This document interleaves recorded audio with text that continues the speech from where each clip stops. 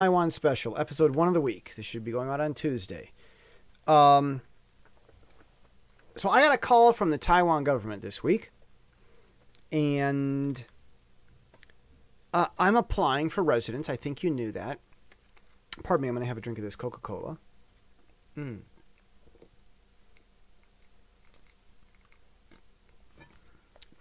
don't drink Coke often, but pardon me. When you got something in your stomach and you need to help it digest, Coke can be good for that. I don't drink it often, but only for that purpose. Taiwan's government called me, and it's part of an application process for residents. And basically, the application is that the precedent is, premise, is that what? All right, okay. I'll get to my point here. I'm applying for residence in Taiwan on the premise there's a law that I helped Taiwan. It's a law. If you help Taiwan, it has to be substantial. Like it can't be some little passing thing. I have helped Taiwan in many ways. And I think I've told this story multiple times. Just after Trump was elected, I'll just say, people in Taiwan's government saw what was going on in the media, and they were reasonably concerned. I mean, if Trump had read what the media was saying about Trump, Trump would probably be scared of Trump. I mean, the media was saying terrible, horrible things about him. And Taiwan's president was so concerned, just as a lot of people were. But see, unlike the smart people in America, not the people that don't read, not the people that thought that Obama being a good speaker meant that he wasn't going to create ISIS when he pulled out of Iraq. Not the people who thought that because Obama had leftist ideals that the economy wasn't going to go down. Not the people who thought that because Obama had the nice crease in his slacks. Because some guy said that about Obama. I like the crease in his pants, Not the people that follow that and thought that because of the crease in his pants that China wasn't going to become a big, dangerous superpower. I don't mean those people who don't know how life works. I mean the smart people in America who know they know what's going on and they know what a thing is. Taiwan's not part of that. They're in Taiwan across the Pacific Ocean. All they have to know and understand what's going on in America is the stupid news, the lying news, the fake media. And Taiwan gets the concept of bad news. Taiwan also has fake news. So, but then when it comes to CNN, they don't get that that's fake. And then why would they know it's fake? Because they don't know anything else. So Taiwan was all in a tizzy because what CNN, the lies CNN was saying, the misportrayal anyway, of Trump seemed realistic and was scary. Well, I called someone that I know in the government from his government office. My father taught me to pester Congress. While I was in Taiwan, I had to pester someone, so I went and started pestering the local government.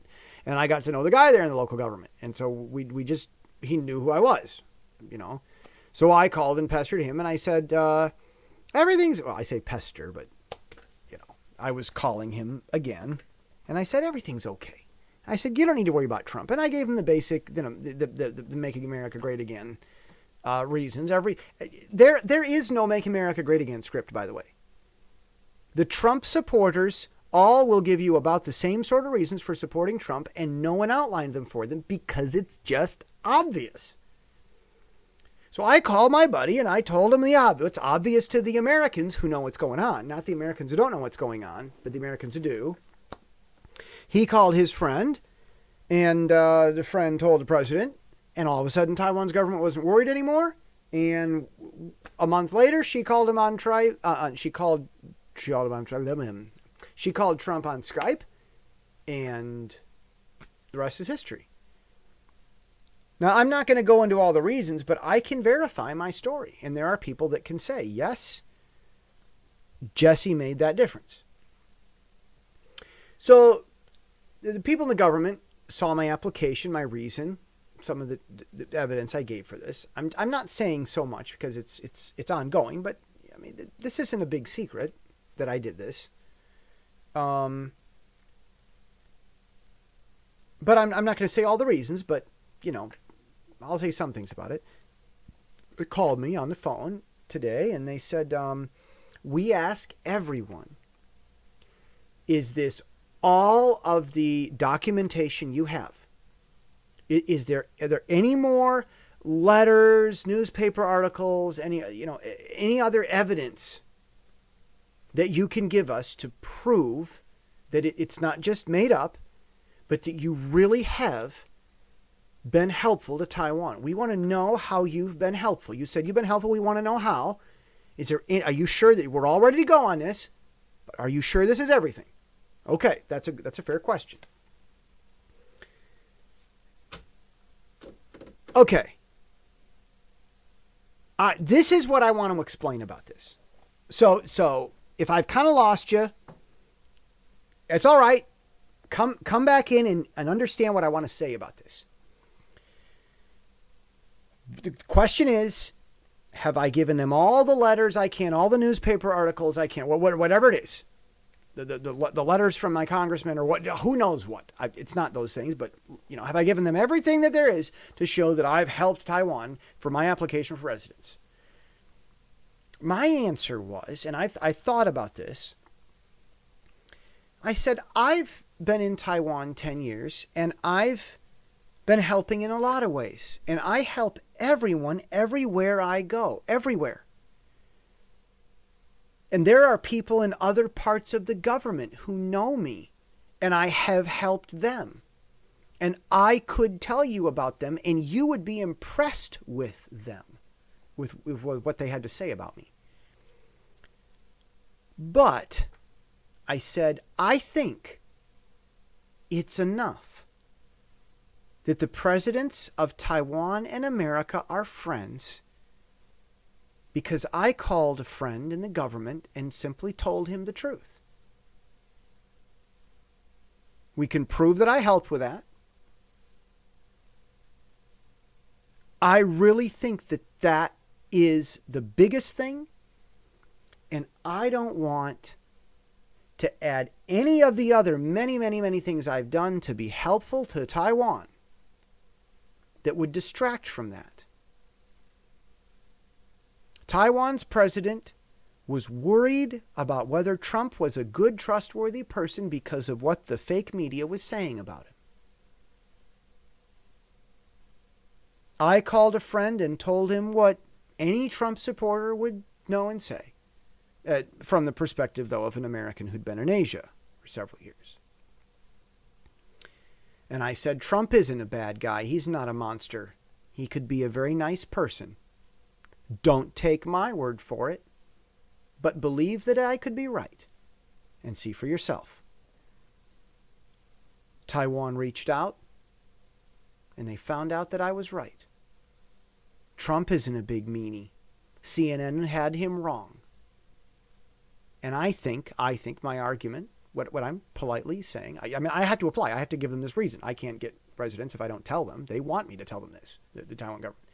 And so my reason is, I think that's sufficient reason that Taiwan can say, yeah, Jesse was right about Trump and we're glad. And that helped Taiwan enough that we'll give Jesse permanent residence in Taiwan. And I want that to be the reason. So I thought about this. Though.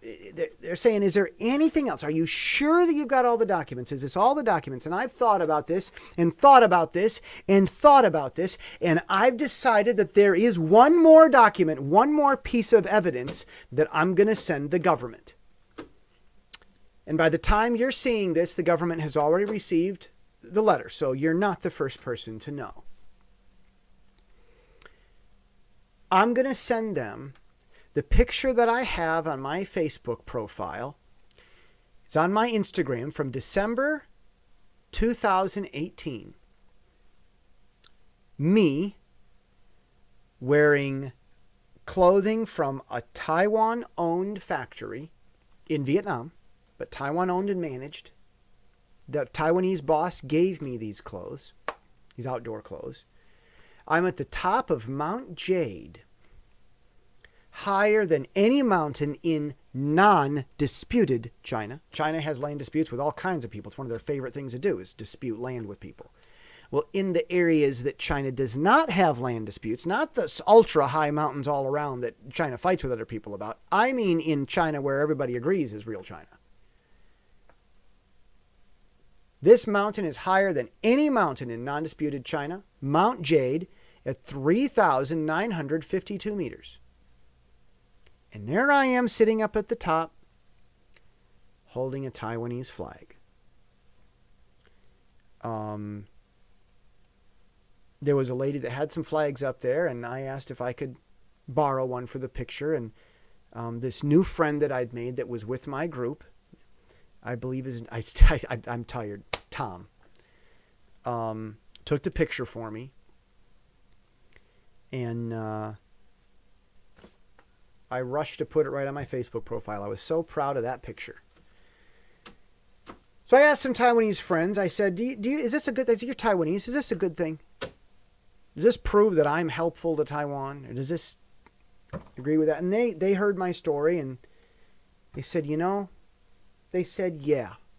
If we needed proof that Jesse really does help Taiwan, and we had evidence, but we wanted something else, they said, yeah. So, yes, I gave the proof that I did indeed call this person, and I said those things, and it made a difference to help Tsai Ing-wen, Taiwan's president, and President Trump kind of get along and sort of get on very friendly terms and understand that CNN was lying about him and that it is good to talk to President Trump.